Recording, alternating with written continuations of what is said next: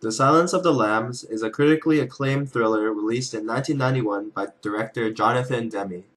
The film is based on the 1988 novel of the same name, written by Thomas Harris.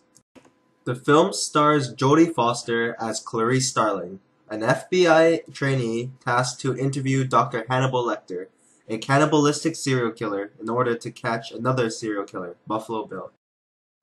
Starling and Dr. Lecter's interviews turn out to be a two-way street, as Lecter finds out more and more about Starling's childhood trauma of losing her father and hearing the screaming of the lambs. However, Starling is able to figure out Buffalo Bill's identity through Lecter's cryptic clues. Buffalo Bill is a psychotic transvestite that skins women in order to create a woman's suit for himself.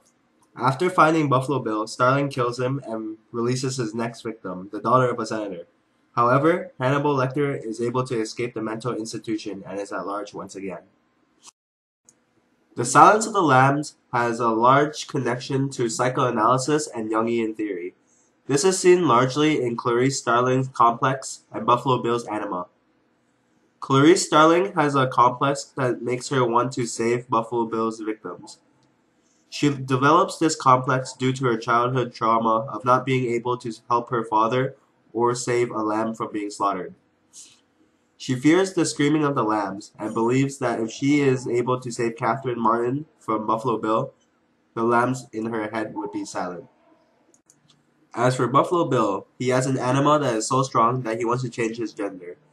In males, their anima is what expresses their feminine side, and Buffalo Bill takes it to a large extreme, where in order to fulfill his anima's needs, he murders and skins women.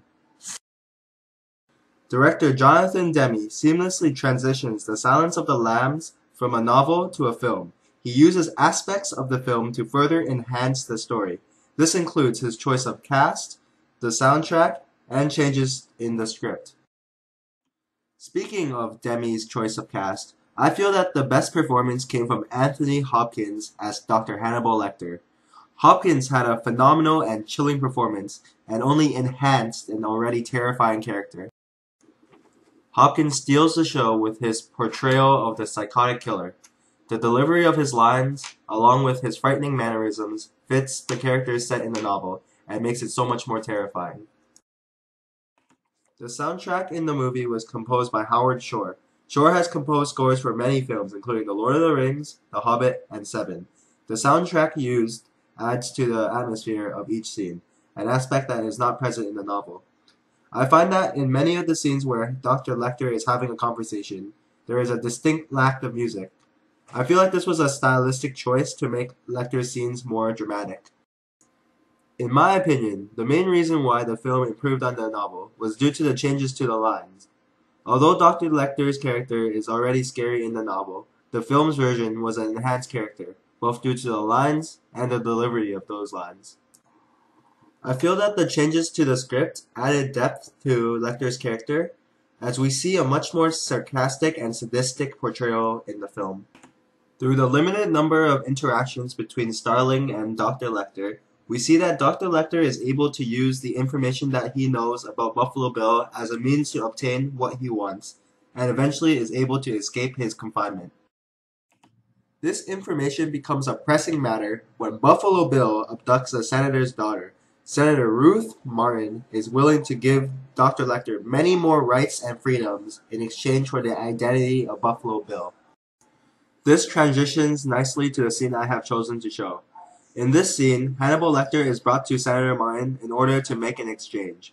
More freedom for the identity of Buffalo Bill. As you can see, this scene takes place in the Memphis International Airport. Take notice on how Dr. Lecter looks almost lifeless in this scene, setting the atmosphere as eerie and terrifying. As the police officers are talking to him, Lecter isn't even looking them in the eye, showing that they are irrelevant and they pose no threat to his plans. However, as soon as Chilton walks into the scene, Lecter stares at him, showing the audience that Chilton has the power and is a threat to his plans. Here, sir, use mine. The camera zooms into Lecter when Chilton is looking for his pen, telling the audience that Lecter is responsible for this.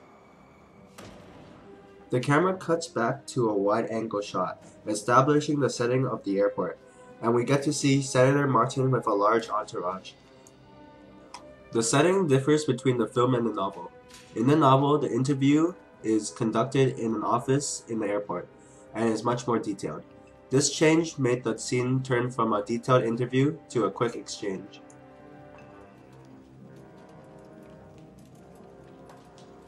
Here you can see the difference between the two characters' wardrobe. Wardrobe is expanded on further in the novel when the senator thinks about how snazzy she looks before walking in. Senator Martin, Dr. Hannibal Lecter.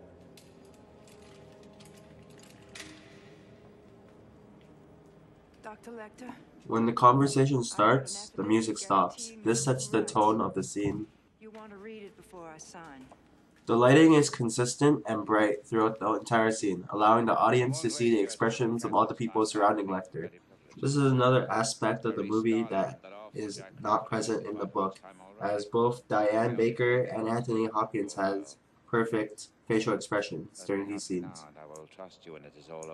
Here, the lines differ from the movies and the novel. The director changed the fake name for Buffalo Bill from William Rubin in the novel to Louis Friend in the movie. We later find out that this is because Louis Friend is an anagram for iron sulfide, also known as fool's gold. But Raspel had become very frightened. The camera slowly zooms into Lecter as he is talking about the gruesome story of Buffalo Bill, and then cuts to the senator's worried and disgusted face. And a physical description. Tell me, Senator, did you know... Here Hannibal Lecter deviates from the conversation to try and get a reaction out of the senator. Wait a minute. Yes, I did. Toughened your nipples, didn't it? Oh, son of a bitch. Amputate a man's leg and he can still feel it tickling. Tell me, Mom, when your little girl is on the slab, where will it tickle you? In the background of that line, you hear an airplane engine getting louder and louder. That helps create a dramatic effect when he says that famous line.